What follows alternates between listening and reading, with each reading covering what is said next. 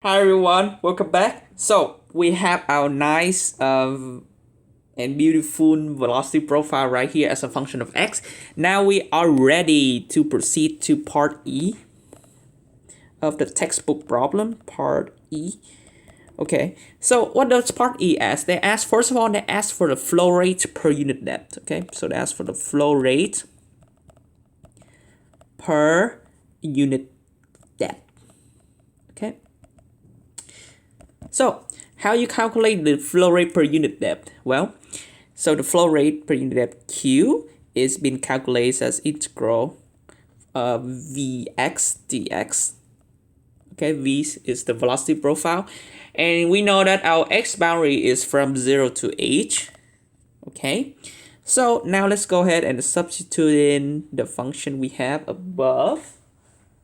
So what is our Vx? Okay, on that I'm going to carry it down. So it's rho times g times x squared over 2 mu minus rho times g times h over mu times x plus v0 dx. Okay, so let's go ahead and integrate these. Okay, so it's going to be from h to 0. X squared, what's the integral? H squared. Okay, so rho times g over 2 mu is a constant. You don't touch it. X squared, integral of x is x cubed over 3. Okay, and then minus rho times g times h over mu is a constant. You don't touch. X, integral of x is x squared over 2. Okay, v0 you doesn't touch. Integral of 1 is x. Okay, and now you substitute in h, so you get rho times g times h cubed over 2 mu times 3 minus rho times g times h over mu times h squared over 2 plus v0 times h. Let me make a note there so y'all know that I substitute in h. So here, here, here, here, here, here. Okay, and minus what? Minus substitute in 0, so you get 0 minus 0 plus 0, right? So all this term becomes 0. And so if you simplify, you get rho times g times 8 cubed over 6 mu minus rho times g times h cubed over 2 mu plus v0 times h.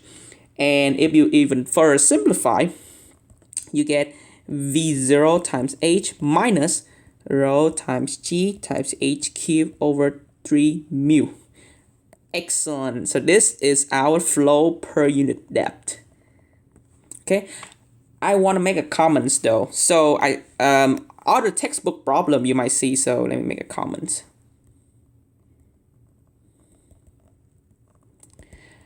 Other textbook problem.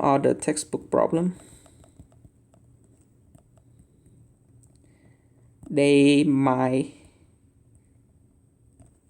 ask you for the total flow rate. So it's not like per unit depth or something. It's just flow rate or total flow rate. So how you calculate that? How you calculate that? So our Q now, okay, instead of u dx, it's gonna be velocity u times dA, which A is the area. So the area, let's say if you have a circular area, right? So your A is gonna be pi r square. Okay, right? And then if you take the differential of it, first one, pi is a constant, so I'm gonna put it like that. So u times d of r square. Okay, so if you take the differential of r squared, that what does equal to? So it's gonna be equal to 2 times 2r times dr.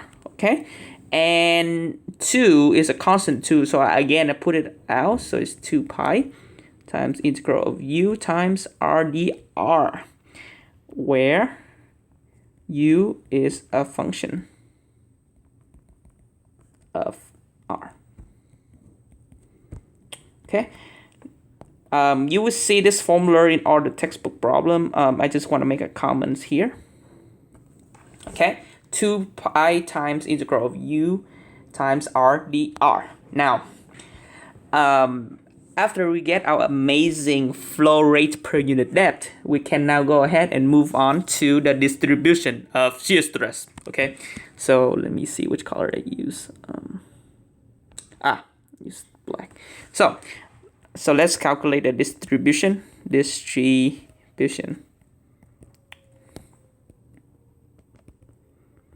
of shear stress, or shear stress, up to you, depend on how you say it. So what is the distribution of shear stress? Again, if you recall from above, we already get this term. We just now we have to rewrite it. So it's actually tau xy. Okay, did we get tau xy? Yes, we did. It's mu times partial v over partial x. We get this already. It should be, and this term right here we get it already. So it's rho times g times x over mu plus c1. Now we have c1 already too. We just solve it above too if y'all go up. So it's gonna be mu times rho times g times x over mu minus rho times g times h over mu. If you cancel the mu out, you just get rho times g times x minus rho times g times h. If you factor out your rho times g, you get rho times g times x minus h. Okay. Now, the problem, they ask you to do what? They ask you, okay, let me make a start here. The problem asks you to verify that our shear stress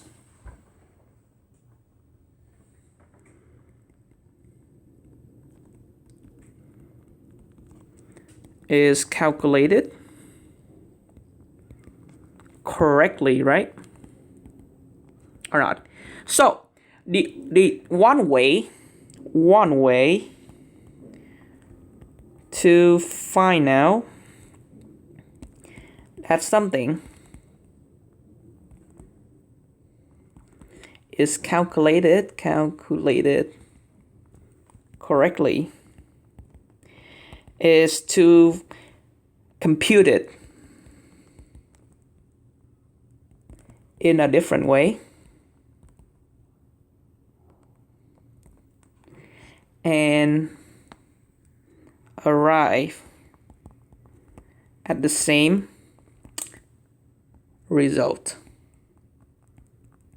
Okay, so what we're gonna find? We will find tau, we're gonna find the pressure at x equal 0, okay, in two ways. And we better hope to get the same answer. Y'all know why I peg at x equal 0? Because we have data to find it. Okay, so what our first way? Let me write way one to find tau xy at x equals 0. So what's our first way? So our first way is based on this expression right here. So very simple. So based on above expression, we get tau xy at x equals 0 equal to rho times g times 0 minus h. So it's get rho times g times negative h. Okay, so let's go ahead and break that the second way. We also get rho times g times negative h as our shear stress as x equals 0. Okay, so let me write it.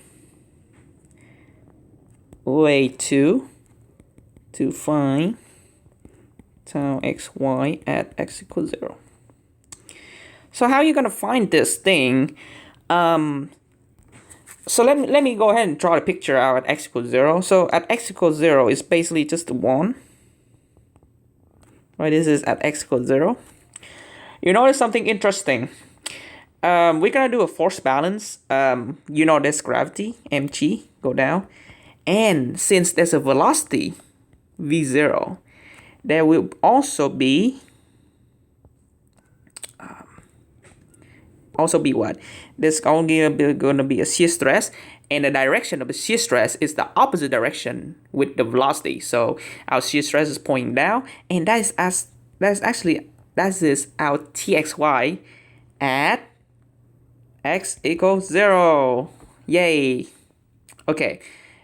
And since the one is not moving, so okay, let me make no. Tau is opposite direction with v0. Okay, so we can derive force balance since the wall is not moving. Or actually, it's not since the wall is not moving. Since I think the fluid, right? The fluid not moving. You get what? You get the summation of force equal to 0, right? Because A equals 0, F equals ma, A equals 0. So what type of force? So we know that mg, we have negative mg. The reason why I have the negative sign is because it's pointing down. And we also have negative tau xy at x equals 0 times A equals 0. Okay, remember we're talking about the force. So you have to times the areas for the unit to be accurate, to be consistent. Okay, so let's go ahead and solve for negative tau xy x equals 0. So let me, if I add both sides by tau times A, I get negative mg equal to tau xy x equals 0. All this times A.